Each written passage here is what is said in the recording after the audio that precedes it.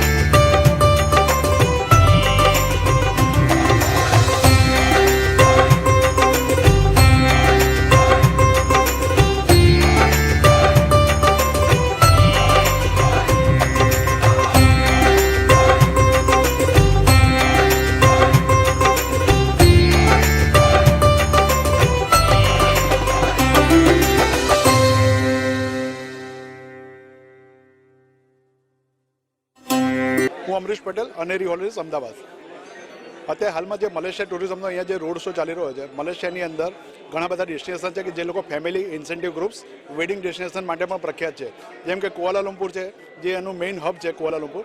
ત્યારબાદ અત્યારે હાલમાં સારાવાક છે, કોટા કિનાબાલુ છે. એ ઘણા બધા ડેસ્ટિનેશનની અંદર હાલમાં બીચ ડેસ્ટિનેશન તરીકે ચાલે છે. એઝ વેલ એઝ મલાકા કરીને ત્યાંનું સિટી છે, પટોંગ કરીને છે. એ બધા ઘણા બધા ડેસ્ટિનેશન્સ અત્યારે હાલમાં ઘણા લોકો એન્જોય કરી રહ્યા છે. અમદાવાદથી સીધી ફ્લાઇટ પણ છે, જે મલેશિયન એરલાઇન્સ અમદાવાદમાંથી અત્યારે હાલમાં ટ્રાવેલ કરી રહ્યું છે.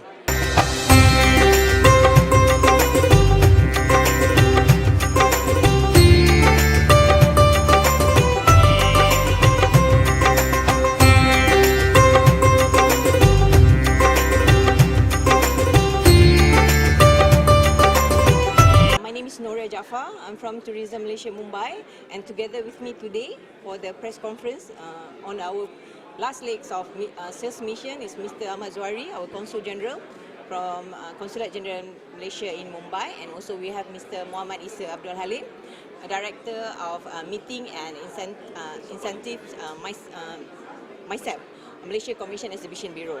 So today together, because our main objective for sales mission basically to inform all the Indians about to promote Malaysia and to market Malaysia as your next destinations, and for us to show what is the latest product and what is the latest incentive will be given to all the players here and also to the consumer.